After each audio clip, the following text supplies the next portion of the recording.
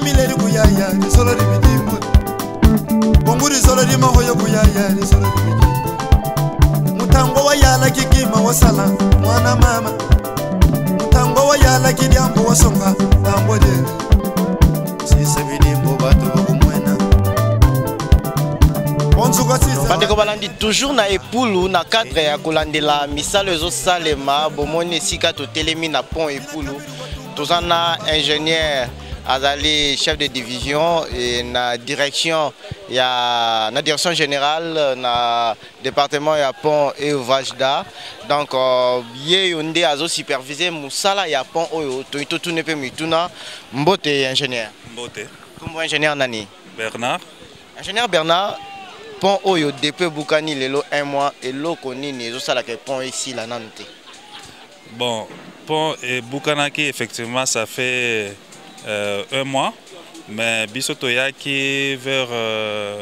Tokomaki siko le 21, ezaki camion, ezaki koleka ya tonnage, ezaki ya moins koleka par rapport à limitation yo basi batia, mais ezaki il fallait tout longola d'abord camion et quoi qui remorque, il fallait tout dégager en pour permettre biso tout banda misala ya nouveau pont. Ça c'était un nouveau pont et uta donc dembala ya motozo monter ango na ba côté oyo. Alors matériel est précédent biso to komi na Kisangani et puis matériel ezaki déjà sur place. Donc tant que se déplacer, il fallait tout dégager d'abord camion remorque oyo quoi qui na katiap oyo quoi saki pont. Bon, tozaki kozela ba équipement oyo il fallait eya tango équipement eye neti machine oyo ya monene oyo tozaki kozela ezaki bulldozer ya koya ba les 27 et le même les 27 wana to sala ki nyonso tout poto longola camion wana. Bon Dieu merci parce que malgré effort ya bulldozer nzamba salisa ki po parti o ya sima ya remorque yango moko se détacher nde tozui moins facilité ya ko longola parti ya tracteur et longwe nde to kataki moins pont po to libérer ba appui de façon que biso et permettre biso to lancer pont. Ou mais là ezo mais la penza mingité parce que pont to montaki yango dans 3 jours. Et si là qui déjà to tient. Mais et celle que largeur ya pont o tozanango sikoyo eza plus que ba appui o ezaki yakala. Donc ezaki obligé toi allonger ba appui, to élargir yango et ya moins milai de façon que pont oyo to kofandi sa sikoyo ezo esika ya kofandi. Ah, beaucoup ça on a précipitation. Et ça biso nano ba capacité ya pont oyo. Pont oyo si o liboso ezaki 25 tonnes. Siko oyo bosa la siko oyo eza combien de tonnes et en plus ezaka toujours na ba délai to ba durée ya pont. Pont ekozana na ba durée boni et puis bosali yango ndenge nini donc ba spécificité est-ce que ezana ba béton armé na suka na katikati botie eloko te to bosali yango na lolenge nini. Non oyo eza pont modulaire ndenge to benga kango eza ba élément yaka détaché tozo assemblé sur place. Bon nouveau type oyo par rapport à l'ancien oyo basi ba améliorer qualité ya acier nango eza amélioré et puis type peut changer okomona soki otali ba panneau ya pont oyo kala na oyo ya sika eza différent ya kala ezaki na ba 1,50 m oyo ya sika oyo panneau eza molai ya 2,26 m, ce qui fait que moins différentes améliorations ezali ba innovation ezali au niveau de la technologie ya ba pont mais capacité nango bon eza ka 41 tonnes na ndenge to calculaki yango mais esali que ba mosusu eza 25 mais on ne peut pas dire que non lokola bino awa eza 40 tonnes yaka na 40 tonnes mais parce qu'il faut franchir ba obstacle mosusu eza ya 25 tonnes donc réglementation wana il faut éthical il y a 25 tonnes ba respectant. Mais durée de vie nango bon le minimum possible ce qui entretient ezali eza ba 75 même 100 ans. Donc ndenge ezali wana ça peut faire 100 ans mais il faut des entretien ce qui entretient ezali ça peut faire même plus mais ce qui ba to bazana esprit ya ko baby ça tout ça mais eza malamu te parce que yoka ki même na po ya commande parce que tozwa ki nouvelle wana bakanga ki muntu moko ayaki na acide po asopa likolo ya bibende wana eza ko baby ça parce que acide tango ko sopango e bandi ko lia e bende bon donc durée nango e kozala lisusu te wana eza ko baby sapon. Bandeko balandi patience pour pont oyo et salama na ndenge sengeli bana ya province orientale mobimba tokende na ngambo ya DGA ya office de route po yende toye na ye mokonzi ya office de route aye kotala ndenge ni misala ezosalema atiki ba bureau na ye abite ngamo ifona koma tina epulu namona ndenge nini pont ezali monté tokei na ngambo ya DGA mbote DGA mbote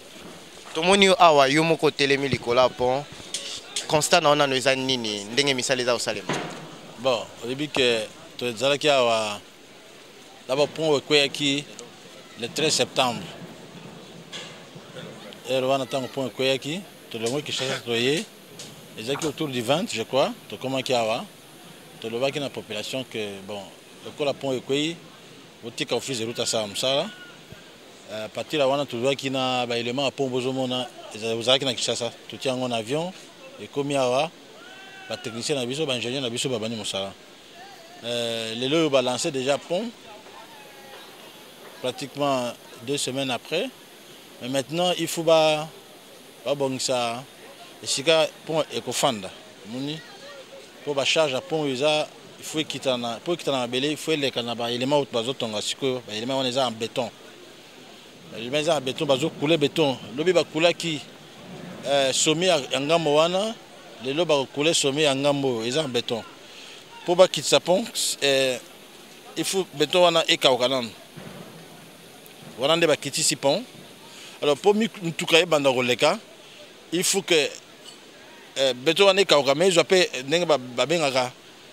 makasi ya béton il faut esala moins à peu près 2 semaines donc ce qui fait que toloba à la fin du mois oyo nde tokofungola pont po mituka eleka ndeko deja mutuna otuna ezali bapont oyo bozosala ezosunga population ekomi to na nzela oyo toye kouta Kisangani tiko koma awa na epulu bapont eza 25 tonnes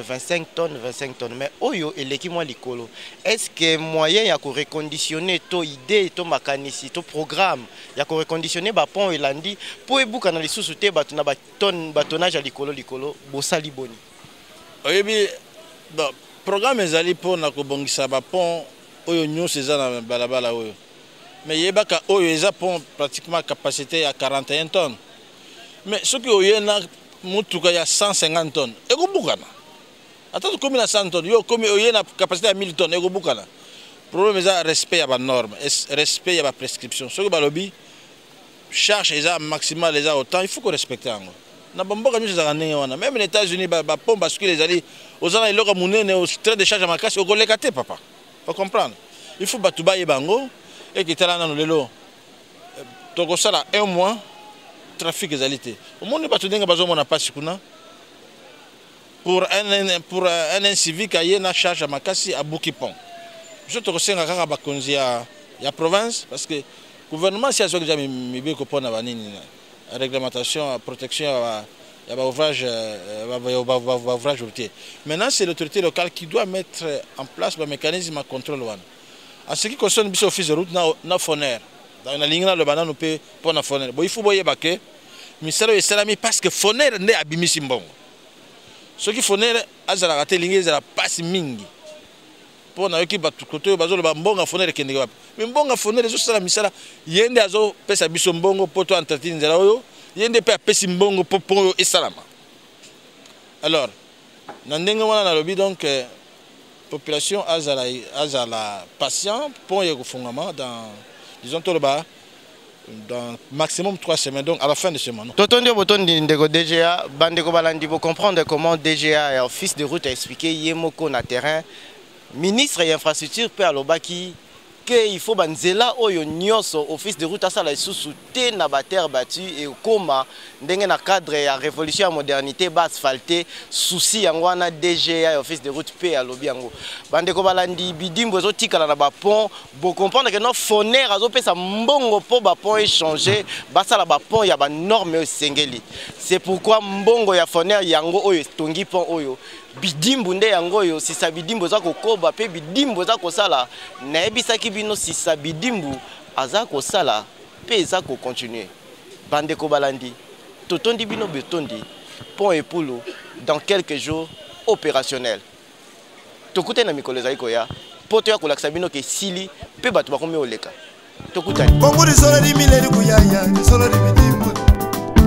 bongo risolo rimahoyo kuyaya risolo ribidimbo mutango wa yala kikima wasala mwana mama mutango wa yala kidyambo wasonga tambo dele sisa bidimbo bato bakumwena onzuka sisa tata bina kabisamba Eli de Bulungu onzuka sisa tata Fernando bina kabiri watunga bihemu na batu bamona sina kabaka bayili kwenda kuputo mwana asa munanga yatungisa hemu na tozakala ya baba tozakala ya bakwenu yatumisa batu baputu bibangwana ibya ubidimbo bifweni wasisa mkongo ibya ubidimbo bifweni wasisa mkongo sala bidimbo bonsu biga sala museyi kafuka kuna kenge betu mama bonsuka salama futa kasolo kuna tinga bonsuka salama futa kisolo kuna popubye bidimbo bekereka ibyawu bidimbo bifweni wasisa bidimbo basisa titile fala kuna popubye bidimbo basisa titile fala kuna tembwe bidimbo ibyawu babasa mwana bana bangaibye sisa bidimbo ya sala bidimbo batu bakumwena mwana mama sisa bidimbo ya sisa bidimbo batu bakumwena mwana mama sisa bidimbo ya sala bidimbo batu bakusahila tamborele sisa bidimbo ya seleyo sisa bidimbo ekongulya ngunga sisa bidimbo ya bienveni sisa bidimbo batu bakumwena sisa bidimbo ya akobase sisa bidimbo batu bakusahila sisa bidimbo ya akobase sala bidimbo batu bakumwena sisa bidimbo ya M16 sisa bidimbo etambodiele sisa bidimbo ya Alita sisa bidimbo batu bakumwena sisa bidimbo ya ajeje sisa bidimbo ochukwe sisa bidimbo ya sala bidimbo bwaza sone sisa bidimbo ya sala bidimbo maoba kuzaya sala bidimbo sisa bidimbo ya artir somida sala bidimbo